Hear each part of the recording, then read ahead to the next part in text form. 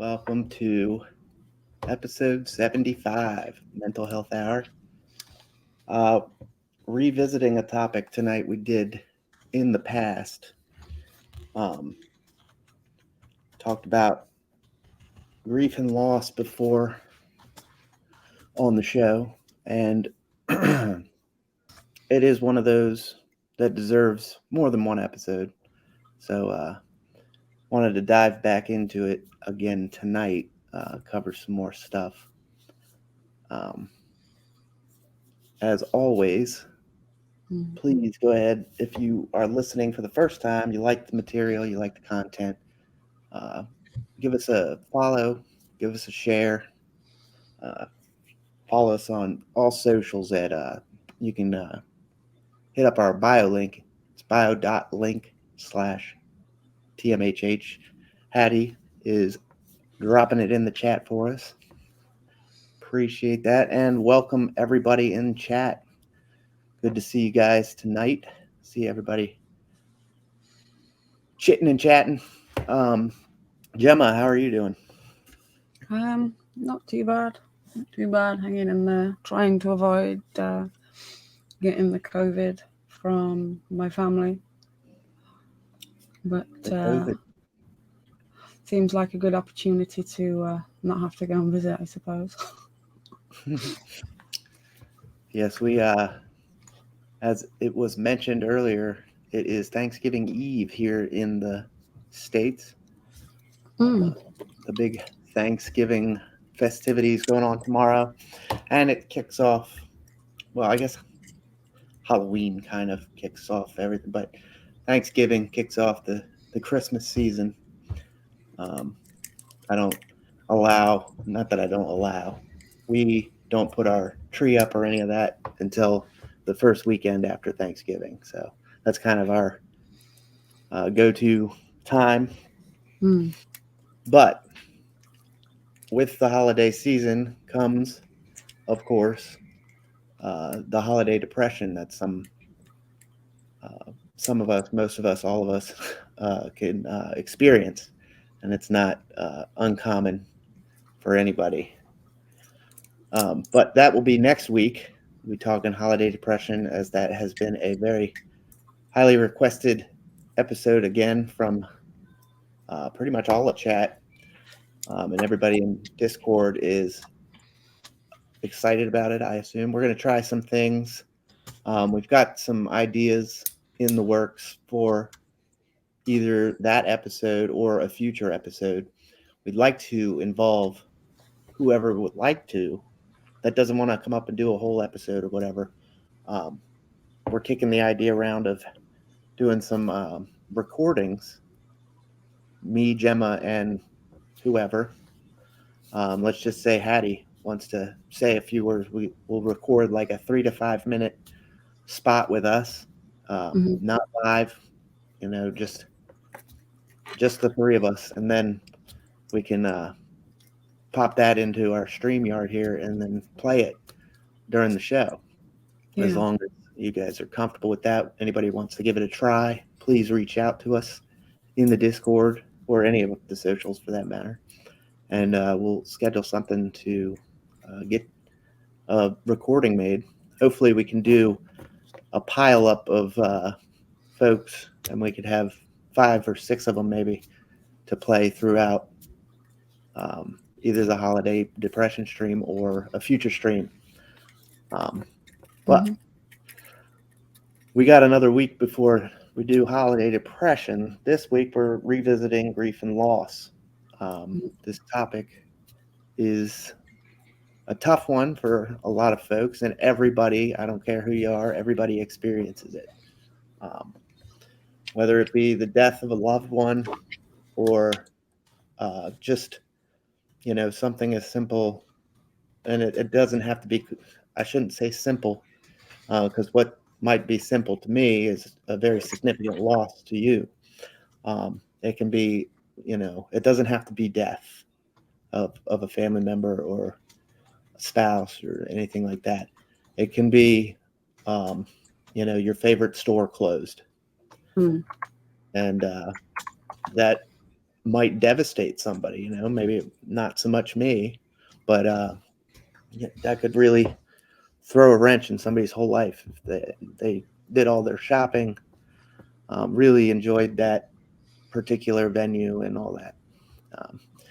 But Ray, good to see you. Sorry I missed Monday night, but I hope your your holiday week is going to be good. I saw you had quite a week ahead of you. And then everybody else in chat, Hattie, Eric, we got Meds here, Annie Walker, Tracy's in the house, MJM. I'm sorry if I missed anybody, but Espresso. Good to see everybody. Glad you're all here. So let's get down to it. We're gonna just like a normal show. The first episode we did of this, I believe we had a video on the 5 stages of grief. But we didn't really get into any slides. So I found some good slides tonight that we can tackle and kind of go over some of the ABCs, the basics, as we like to do here. I still consider it to be the 5 stages of grief. I know it has evolved. There's 7 or 9 stages of grief now. That's the same thing with anything. It's ever changing. Somebody thinks another word belongs in it, and now it's 6 stages of grief, and so on. We can't leave things alone. But I still like the 5 core stages of grief: denial, anger, bargaining, depression, acceptance. And these are stages that you naturally progress through. Mm-hmm. And the trick of it is not so much. I mean, you're going to progress through these stages on your own, at your own pace. Everybody's different, and the significance of the loss is different. But you're always going to progress through those 5 stages, and if you could be mindful of them, and know what's going on, kind of figure, I'm awful angry at everybody right now, and or just the depression kicks in. You can feel yourself moving through those stages. Gemma, I believe when we talked about this first, you were sharing about your teaching career and how that was a significant loss to you, right? Yeah. It's something I'd worked very hard for a long time. And as I said last time, it was something I had to come to terms with not being able to do anymore and accept the new life that had been, not necessarily because I wanted to have that new life, but I had to accept it because that was what had been imposed on me now. And even now, like, there's still a bit of anger about it and the whole why me, but I've accepted it and found alternatives such as this to help me pass by and do different things. Yes. But, this is Catching up timely on. actually, because I've lost 3 people actually through death this last month or so. So it's timely as well. Funny how it works out. It seems we catch show topics on days that it means something a little bit more to one or both of us. I lost my dad. It was 5 years ago now, on the 22nd. Yesterday was the day he passed, and it's been 2017, 18, 19, 20, 21, 22. Yeah, 5 years. Damn. It flies. But yeah, Mm. we all go through it. It's it's one of those topics that we talk about on this show that is 100% everybody. You Mm. know, we delve into some topics like ADHD or depression, anxiety, these things, and not everybody is always going to relate, but this is one of those things that is um, non-biased. It affects everybody, and we all have to know, how to manage. Um, that's the what I've learned is the healthy way to try and get back on track. Um, Loss can be very difficult, especially significant loss, Mm. um, and a lot of people have a very hard time coming through those stages. Um, and we'll get into that a little bit later with some what to look out for. Maybe seek some professional help. But Mm. start to start off with some slides. I figured we'd just kind of look at some basic stuff. Gemma, if you want to Yeah. set those over, and we'll go ahead and Oops. I'm going to pull them up. I got Mhm. usually try and keep them in order, but I flubbed up here. So this one we'll start with Okay. just some basic definitions of Yeah, loss. so these are the definitions of the words loss, grief, bereavement, and mourning. So, loss is the disappearance of something cherished, such as a person, possession, or pet. Grief, the normal, multifaceted response to a loss, can include emotional, cognitive, physical, behavioral, and social components.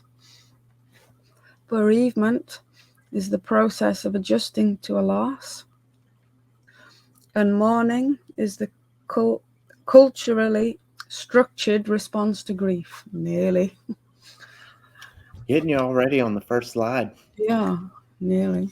Um, Got there though. so what are we looking at here? I mean, it's just a simple. I thought this would be a good one to start out with because Mhm. it kind of breaks down four different feelings of emotion surrounding the grief and loss. Grief and loss being two of them, and loss um, obviously is the actual, you know, act. I guess you would say the Yeah. what kicks it all off is you got to have that some kind of loss, right? Whether it be significant or not. Um, and just remember, like I said, it's not always the death of somebody. Um, but grief is how we, uh, naturally progress through that. And, bereavement is that $5 word for mourning the loss, which is our fourth word, mourning. So they all kind of tie into each other. And I just thought maybe this would be a good way to start. Look at mourning as the culturally structured response to grief. A collective. We mourn the loss of somebody with a candlelight vigil. Mm. Um, Bereavement is that period. Usually, if you get off paid time off for a death in the family or something like that, it's called bereavement leave. At least here in the States, um, it's government funded paid time off. Everybody's should be privy to. Um, but it's the process of adjusting to that loss. So getting used to life without. Um, Hmm. and then grief and loss, we've kind of gone over that. So we'll go to the next one here. We're going to go knock out 3 and 4. Okay, so this one is the stages of grief and coping with grief and loss. What are the 5 stages of grief? What to expect in each of the 5 stages of grief and how to cope. So, number 1, denial. Normal reaction to a great loss. Denial helps us to pace our feelings of grief. It's nature's way of letting in only as much as we can handle. Number 2, anger. We may still not be ready to deal with the reality of our loss, so we express our intense pain as anger. We search for blame, feel intense guilt, and lash out. Number 3, bargaining. We may try to make a secret deal with God or a higher power in an attempt to postpone the inevitable. Bargaining is the what if stage of grief. Depression. So depression may occur when reality of loss sinks in. Intense sadness, decreased sleep, reduced appetite, and loss of motivation are common. And then acceptance. We accept the reality that our loved one is gone and recognize that this is permanent. It doesn't mean we are over our loss. It means just having made more good days than bad. Absolutely. The 5 stages, there they are. And there's no set time frame for any of those, and it's not forced to happen in that order. Right. And that may or may not be on the next slide. Mm-hmm. But the one out of the 5 of them that I always kind of struggled to understand was the bargaining. It says we may try to make a secret deal with God or a higher power to try and postpone the inevitable. I mean, I understand the thought of it, and I mean, I get it. I've made those secret deals. Please just get me out of this, and I'll do whatever, you know. But I find that that happens with me like more in a non-loss situation, like in a potential loss, maybe. Yeah. To try and keep, but as far as going through the grieving process, um, I don't know. I always kind of struggle to understand that one, but I feel a lot, more comfortable with it now that I've Mm-hmm. actually we've done 2 episodes on this now, and I did a lot on the 5 stages of grief at rehab. Um, so it was quite a, uh, I guess it was almost like learning the 12 steps of AA. Um, I knew a good bit of them going in, but I struggled with 1 or 2 of them. 1 or 2 of the ones that you don't normally hear about. Jim in Chicagoland in the house, everybody. And thank you for the resub. 11 months. We're almost at that year mark. A year on Twitch for the old Haps gang. Um, Speaking of grief and loss, the Periscope days, the Haps days, they're all good. That's another significant. I mean, we're over a year. I don't remember, was it May or whatever when Periscope closed up? But I I think mean, so, yeah. it's still flooded on Twitter. Like, bring Periscope back, Oh, I So know. There's still comments, and that was a significant loss because that absolutely, to me was like it just felt like a family, like a real community of people. it definitely was. And I wasn't streaming on Periscope. I didn't start streaming until the Haps days. But I did watch a lot of broadcasts on Periscope, mm, um, and definitely a great platform. yeah, Um, yeah, but yeah, we're all on Twitch now, and everybody seems to be doing fine. Well, the ones that came to Twitch, there's some folks that went to TikTok and Instagram and all that, but yeah. I There's a few different ones. still catch some of them from time to time. Yeah, But good to have you, Jim. Thanks again for the resub, and thanks to everybody for follows, shares, likes, bits, um, subs, all of it.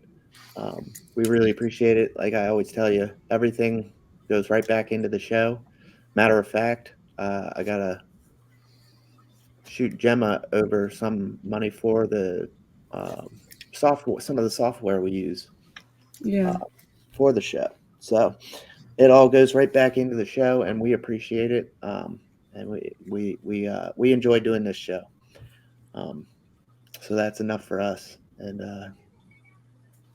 anywho, um, back to the sadness. um, yeah, so the 5 stages of grief. We don't have to spend a whole hell of a lot of time on them. We did them in the past episode. I think Hattie dropped it in chat if you want to check it out. Um, but moving forward, we'll continue on with the second half of that slide. Mm-hmm. There we go. Okay, so common misconceptions about how the stages of grief work. Yeah. People move through the 5 stages of grief in a linear, prescribed order. Once you've moved through all the 5 stages, grief is over. Grief is manifested with emotional symptoms only. And then how the stages of grief actually work. So our grief is as individual as our lives. Each person has a unique experience with grief because each person has a unique DNA and unique personal history. Not everyone will go through all of the 5 stages of grief. Not everyone will go through them in a prescribed order, and the 5 stages of grief do not have to be a predictable, uniform, and linear pattern. You can switch back and forth between each of the 5 stages of grief. And the 5 stages of grief are simply tools to help us frame and identify what we may be feeling. And then the symptoms of grief. So emotional symptoms may include denial, sadness, anger, guilt, helplessness, numbness, yearning, loneliness, relief, anxiety, obsession, like with memories of the deceased, for example. And then physical symptoms may include overwhelming tiredness and exhaustion, confusion, difficulty with concentration, sleep changes, appetite changes, nightmares, crying, social isolation, restlessness, aches and pains, anxiety attacks, and difficulty breathing. Yes, quite the list of symptoms or potential symptoms. Yeah. Pretty standard gamut, if you will, for most of our topics on this show. Mhm. However, um, Espresso brought up a good point there. Um, Grief is never over in my mind, she said. Or he said. Yeah. Um, that's an excellent point, and it doesn't have to be. I am not through grieving the loss of my dad. I still get sad about it. It's been 5 years, but I feel like that's healthy. It's not. Um, Yeah. it's not. What's the word? Like out of control. It's not. Uh, Mm. it's just a healthy remembrance at this point. And Yeah. and and sometimes a sad one that he's gone. But I mean, we have moved through the stages, and the acceptance has come. And I think that certain times of the year can be more difficult when it's with coming to grief. Like if you are, say, the anniversary of, or the birthday of, Christmas time, holiday times, um, any significant date that was memorable to you, that can also trigger grief to be more intense at those times. 100%. Um, we talked about it, triggers and how they're based on the 5 senses. you know, touch, Yeah. smell, feel, all these things. These holidays coming up um, are times that we all get together, and Mhm. it does elicit some solicit some sadness, and makes what our episode is going to be about next week all the more powerful, and for a lot of folks. Um, Not to mention other strains in life, maybe financial strain, etc. Um, but the grieving process itself is never over. I guess I agree with espresso, as long as it stays in a healthy manner. Would you agree there, Mm. Gemma? Oh yeah, definitely. Um, Mhm. and then obviously, if it becomes unhealthy, then you need to get some sort of help with that. Maybe some therapy or something. But again, Right, that's not like there's no shame in doing that. None at all. right. Um, and we'll talk about that towards the last slide. Um, what to kind of, I always like to include at least one slide with, management skills, or some kind of positive look at it. Like how can we live with this now? Now that we understand a little bit more about it, and that uh, has always been the first step. Well, I didn't know this until recently, of course, but the first step is understanding what's going on. I couldn't do anything. I couldn't make any steps forward on my recovery until I knew or understood what was happening inside of me. Um, and then I was able to finally get past that step one of admitting to myself that I had a problem. Um, let's see what Hattie had to say real quick. I get triggered when I see stories about the military. I instantly think of my dad, as he was an Army Green Beret. Proud and sad at the same time. Green Beret, if you don't know, Gemma, is a high honor in the Mm. Army. It's like the Navy SEALs of the Army, um, the upper echelon of the Army. A lot of training goes into that, and Mm. a lot of time and energy. So sorry to hear. Um, and Yeah. I see that Chad has been throwing in their losses. Please keep sending in the chat. We're reading them. It is, like I said, something that affects everybody, and we can all come together as one on this topic. Um, so, with that, we'll go ahead and look at this next one. I liked this next slide because it kind of captures, uh, and it almost looked like a joking kind of thing to me, like a meme or whatever, an internet meme. But it's actually pretty. At first glance, you might be like, huh, but then you look at it and you're like, well, that's pretty damn true. So this is the progression of the stages of grief. On the left-hand side, you have the way it's supposed to run. You kind of hit that downward curve, and you start to come back up. Um, and then, of course, all these feelings come along with it. But the reality of it on the right-hand side is what you kind of actually feel in your body, the shock, the diet. You're all over the map, as you see. And that's pretty accurate. I mean, we go back one slide real quick, and the misconceptions, people move through the 5 stages of grief in linear prescribed order. It's just not the case. Um, Gemma even mentioned it earlier. You move through at your own. Um, oh, Penelope. You move through at your own pace and your own time, and it might wind up that your map kind of looks like the reality side of things, because I know I bounced all over the place, and I'm sure a lot of people could agree. Mm. I'm going to throw up the next slide real quick and go see if I can't get her to go back down for another 20 minutes or so. Yeah. um, here you go, Gemma. Okay, so Wooden's 4 tasks of mourning.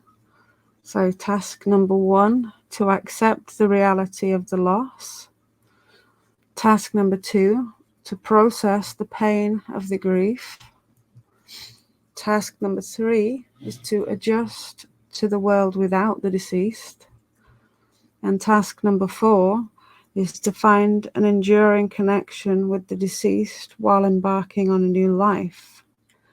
And I think that's what I think number 4 definitely can be the most difficult one to try, and especially when it's quite new, to try and see life and what could come without this person in the world, in your life. And that, as like I know it says it's to mourning, but this can be in relation to other things as well, relationships in general, various different things. It's all, again, like we've said, it's all grief, trying to process what it is that you are grieving for, move forward from there, and manage to go forward in life.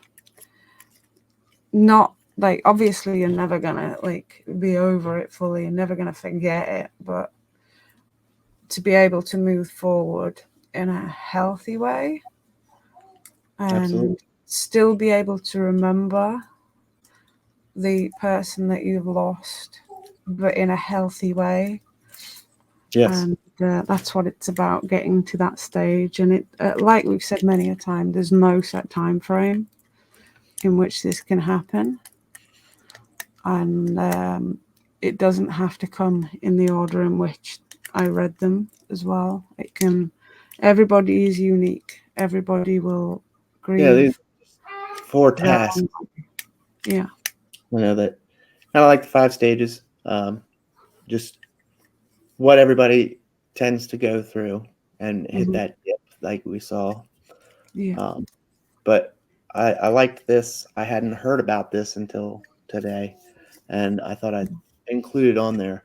And to kind of add on to that, um, there's also a 6 needs for mourning. 6 needs, not tasks or anything, but it kind of flows with it. Mm-hmm. You need to acknowledge it.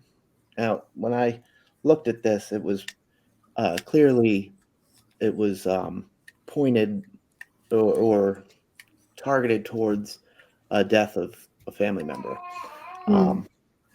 But the 6 needs for mourning is to acknowledge it, embrace the pain of the loss, Mm-hmm. uh, remember them or it, whatever.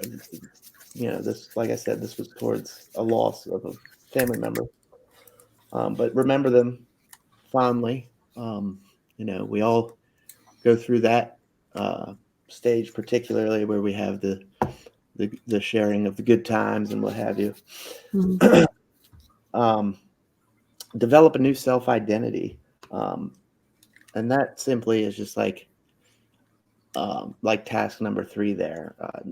Adjusting to the world without it. You now have a new life. Like I still have a dad, but he is no longer presently on this earth, and now my identity has changed because of that. Um, Especially being the only boy in the family. Mm-hmm. Out of 4 siblings, I'm the only a male. Number 5 was search for meaning. Go through that self-seeking, that's searching for the meaning behind um, their passing or the loss of whatever you have, whatever you're dealing with. There's a meaning behind everything, and a silver lining maybe.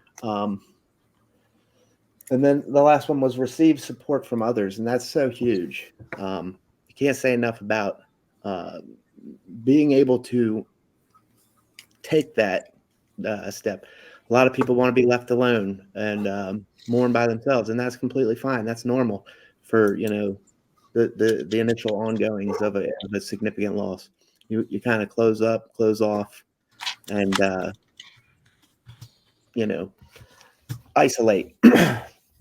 But eventually, we got to allow those nagging friends or, mom calling, we got to let them back in, and we got to accept support from others. They might not have the answers you're looking for, but they're at least reaching out and trying to support you in any time of need. So that kind of, I'm going to post in the Discord. I'll post that six needs of mourning. It kind of ties in with this slide. And then we'll go ahead and move on to the final slide, which is kind of the lookout for when to get some help. So, Gemma, if you could. Yeah, so when to get professional help for grief. So you cannot adjust to living in a world without that person or event that you lost. You are unable to get to a place of acceptance regarding your loss. The symptoms in the stage of grief remain and get more frequent with greater intensity, and you cannot imagine moving on with your life. And again, this means, like, it doesn't mean immediately. Nobody's going to get over something immediately. So you have to think about what is to you an acceptable time. But if you still think you need help, there's no shame in asking for that. Even if you think, like, I don't know, there's no right or wrong answer as to when to get the help. If you think you need it, then definitely go and get that help. But this is just an advisory of what you might need to consider getting help for if you are feeling any of these. Yes, and Craig brings up, Craig, good to see you, by the way. Snuck in. A thing that doesn't seem to be on these slides is guilt. Guilt seems to be the overwhelming issue for some of my friends dealing with deaths of relatives. And yes, that very well may be the case for different situations. Absolutely. Guilt, guilt can manifest in these times, even if you aren't even at fault for anything. Like it doesn't even make sense for you to feel guilty. It might still show up because we all think we could have done something, especially if there's an unfortunate, tragic ending of the life. Maybe if I just had taken, one more conversation, or I know we go through it in the fire service. When you lose a child, or anybody for that matter, especially of course it especially hits home when there's a pediatric patient on the table. But even could we have done anything else? Like, that's always in the back of your head. And even if the answer is 100% no, we did everything we could do, we're still gonna very much so. I'm at that stage with my friend and neighbor, because she had cancer, did my neighbor, bowel cancer, and we knew that this was happening. And I went around a couple of times earlier on to take her things, and she was never like overly well. So I didn't want to be going around and like feeling like I was getting in the way, feeling like I was imposing on them. Same with messaging and things.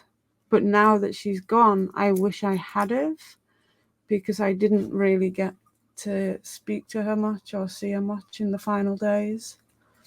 And that doesn't, that, like we said about there's no time. I think back to when I was very young and I lost my grandma, and I have this guilt still, even all these years later, that when my grandma came in my room to say goodnight, I must have been like maybe about 8 or 9, and my grandma came to say goodnight in my bedroom, and her voice was funny, and I laughed. I thought she was putting on a silly voice. I just thought it was a silly voice, and I laughed. And then within minutes of that happening, she collapsed and died right in front of me. And I carry that guilt with me that I laughed at her, but I didn't know what was going on. I just thought she came to say goodnight and was putting on a silly voice. I didn't know that. And that was, I must have been 8 or 9, so about Thomas's age. So we're talking over 30 years ago, and it's still there. It's still very much there. And I know now that I couldn't possibly have known what was coming. I didn't do anything wrong, but it doesn't stop you feeling it. No, absolutely not. Mm-hmm. And sitting listening to you talk about that, of course, going through my file cabinet, and yeah, I mean, there's just all kinds of. We could probably talk for hours about all the things we could have or should have, or maybe this or if then, the if then scenario that they talk about. That's another natural progression to this that we can all relate to, is that feeling. But with that being said, I wanted to kind of round off the slides with just some general conversation, looking at or going back to the last episode. I kind of took a quick gander at it just so I didn't pick any of the same slides if there were slides, or it wound up being a video. And it was a very good video, and I struggled to find it, the one we used. I don't know if you found it. Maybe it's on the UK side of that. I always tend to have trouble. I feel like it was, because I've actually got a grief and loss video in my thing, so you mentioned that it's on my. But yeah, if you have that, I would love to throw that in the Discord as well. And I encourage everybody to take a gander at it. It was pretty good. I mean, you could always just go back to episode 47, but we never. I guess we had the Discord back then, but I don't know that we were posting as much show stuff from the show in there. The resources, the slides, we like to get all the citations where they're due, where we picked up the slides from. Was that episode done on HAPS? The grief and loss?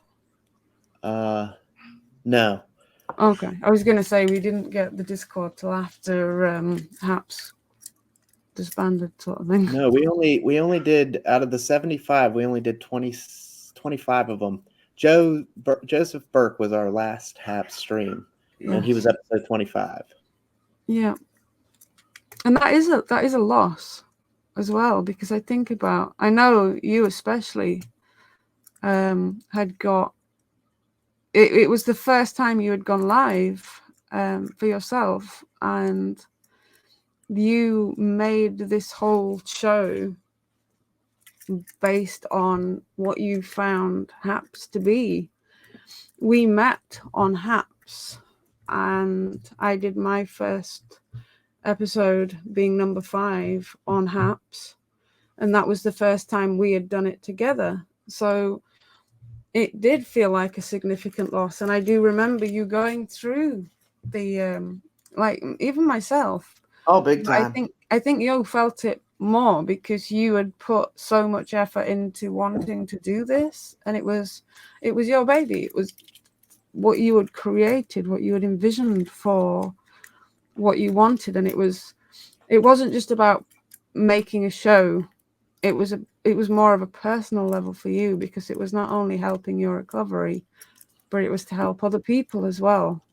And the whole thing with it wasn't so much that it was HAPS. It was that was where we got to start, and it was more like I was talking about earlier, how you get used to a specific store that you might like, or a brand of something that might go out of business. It's just, you get used to it. And I knew that studio. I knew how to have guests on. I knew how to do everything for the show. And when that was gone, um, well, initially it wasn't gone. We were still on Habs, but they took away like everything. We couldn't have guests. We couldn't have slides. We couldn't have, anything. It was just you and I on the top and bottom instead of the side to side, and that was Yeah. it. Um, and you had to try and run through OBS to get any kind of good. It was just a mess, and I didn't know what was going on. And we weren't the first couple weren't like the best shows we've ever done because we didn't know what the fuck. But I'm sorry, but yeah, that was the whole thing with Haps, and I did very much so. You're absolutely right. You saw me go through the Oh yeah. grieving of losing that studio, losing what we knew. And but we've come to Twitch, we've learned StreamYard, we've learned all kinds of other great things. And like we were talking about with Jim, we're almost here for a year now. Yeah. And So I think in the grand scheme of things, everything happens for a reason, even if we're not sure of the reason at the time. And I know we all felt hard done by when that happened, and like we'd been shafted and things, which it really did and still does feel like that now. But by that happening, it has allowed us to open up on a bigger, more stable platform for a start, reach new people, which we certainly have done, and go across to other platforms and start like exploring new ventures like we do with the podcasts on Spotify and everything, and just adding more and more into it. And I think if we were still on Haps and just being happy, being comfortable there, would we have got where we are now with the show? And I think probably no, because it felt like being in a comfort zone, like we knew everything and it was just easy to do. Whereas it's not until we had to go out there and think, okay, we need to find somewhere else to go, and had to start from scratch, were we more able and capable of dealing with change, accepting change, and embracing that change so that we can go on and bring more to the show. And it's like that with anything. Like, I know I really struggle with change, and I like to know what's coming. I don't like big surprises for things. Like, I have to know, I have to have some kind of feeling of being in control. So when that was completely taken away, that didn't feel right. That didn't feel comfortable. And because we had no choice, that then began to feel okay. And here we are. And I do really believe that. and that was another part of it. That not just the comfort of knowing how to work the broadcast studio and put on the show that we wanted to put on, which we lost, but also Haps was a tight knit community. Twitch is just millions of people, and Haps was nowhere. I mean, I don't care what the numbers said on. There was no way we had 5,000 people watching us at once. It's just. No. But anywho, that's besides the point. It was a tight knit community. Everybody knew each other. There wasn't anybody just popping up live out of nowhere that you're like, well, who's this? Or if there was, like I did that at the end, but but everybody knew who I was before I started streaming because I've been in chat all the time. So I mean, I found that a problem though for me. For me, that became a problem at the end. But then we won't go there. But it certainly is a much bigger pond, I guess. Whereas Haps was like a small pond, this one's huge, and there are new people that pop in. Some of them stick around, some of them don't. But I think that we are, no matter what happens, they can take away the platform, but they can't take away genuine connection and genuine community. And if anyone is that determined to stick with you, then they will find a way. And that does show to me what genuine connections were. Because if they want to stick around, if they want to be a part of your if your life, if they want to be a connection to you, then they will. They absolutely will, one way or another.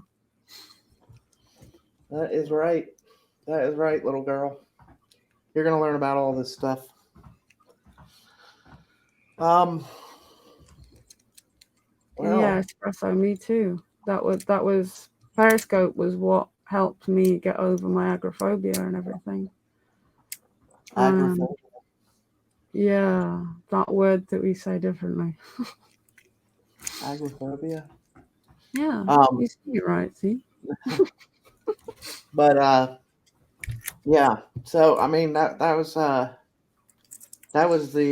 thing with Haps. Like it was just it was a great place, and it was the place where you know I got started. Like I actually had the courage to go live and see what that was all about. Like you guys were already well into it, and I'm actually grateful that Gemma came into that one broadcast and we got to talking, because Yeah.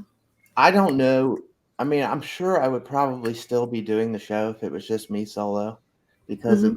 was I've always wanted to kind of do something like this. But it's just been a breeze having a partner in crime, a co-host, to Mm-hmm. as this thing grew, and Mm-hmm. it's still growing. It's definitely been nice to have an extra set of eyes, ears, hands, to help out, and Mm-hmm. also very big thanks to Naomi Hattie there and Ray of Sunshine. They help out in the Mm-hmm. Discord and modding the stream for us.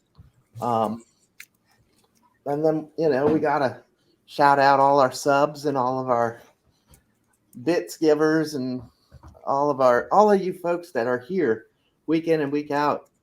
We get fluctuating numbers all the way up into the 70s. And then, like right now, we've got 9 on the eyeball, and I'm fine with that. I'm happy because you Yeah. guys are the diehards. You guys are here with us every week.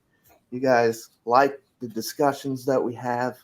Always adding to them in the chat, and you guys just as much make the show that much easier and fun.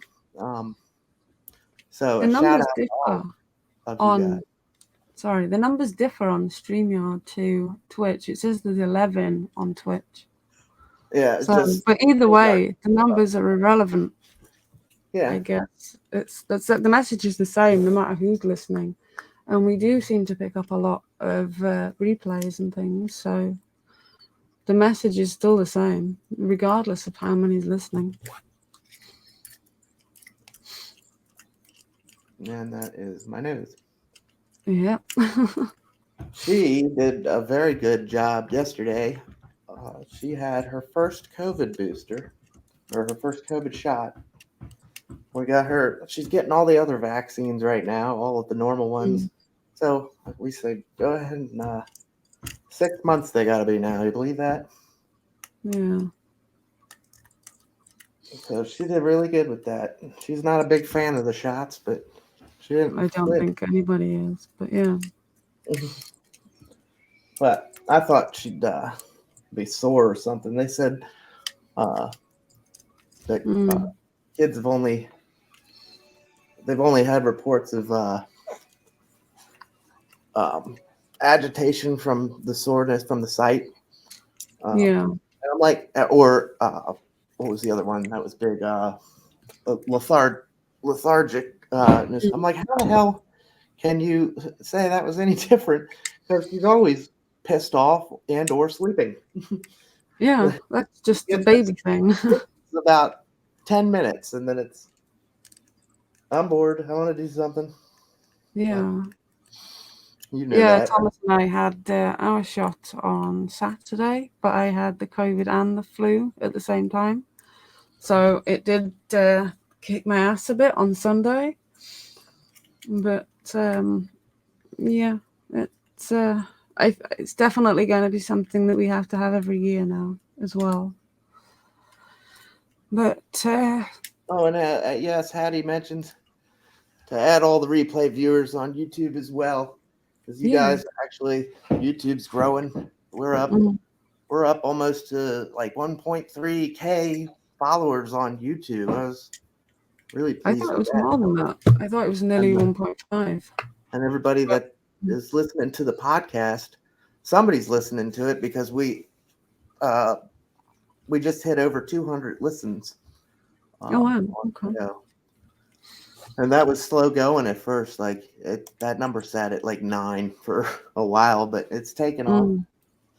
So a big shout out to everybody that likes and listens and just wants to hear what the hell's going on in the brains of Gemma and Tim.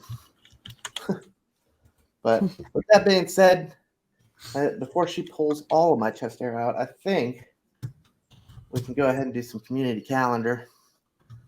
Don't forget tonight, we don't have Ray, but we have Jim in Chicagoland.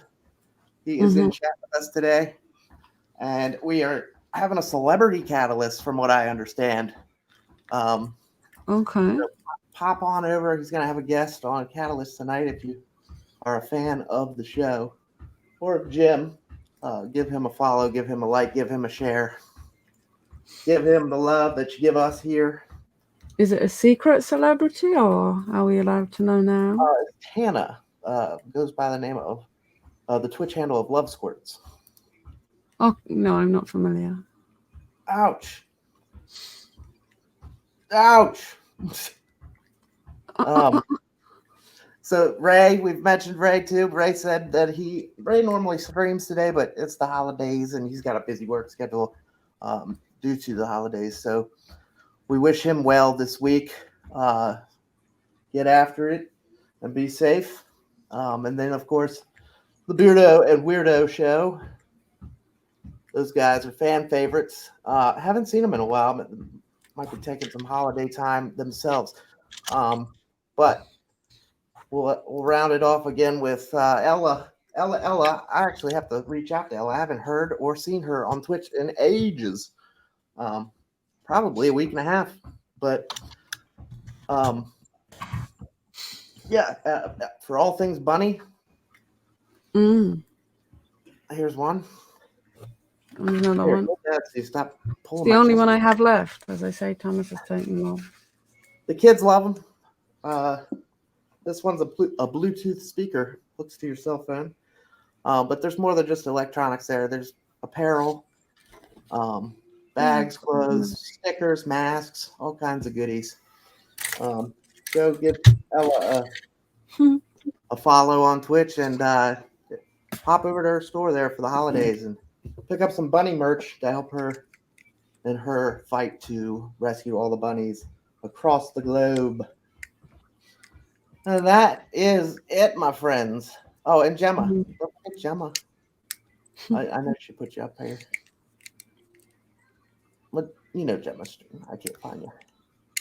Oh, there you are. Gemma, the lovely Gemma, my co-host. She streams all kinds of holiday baking, holiday stuff. What do you got coming down the pike? Hopefully, maybe tomorrow. We'll see. I've got a quiz prepared. Then I'm going to be making some Christmas decorations and things, different things to do, like with the kids or with yourself. Also very good for your mental great health. for gifts as well. Like if money's a bit tight, how to make your own gifts and stuff. All sorts of things. Lots of different things. Twitch.tv/X GemmyH83X.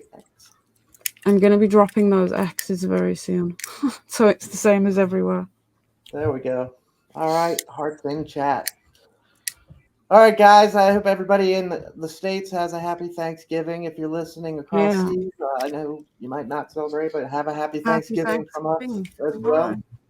Yeah. And we will catch everybody back here next week for our holiday depression episode. Mm-hmm. Thanks, everybody, again for joining in, and we'll see you guys next week. Yeah, and if you want to be on the recorded one that Tim mentioned, do get in touch.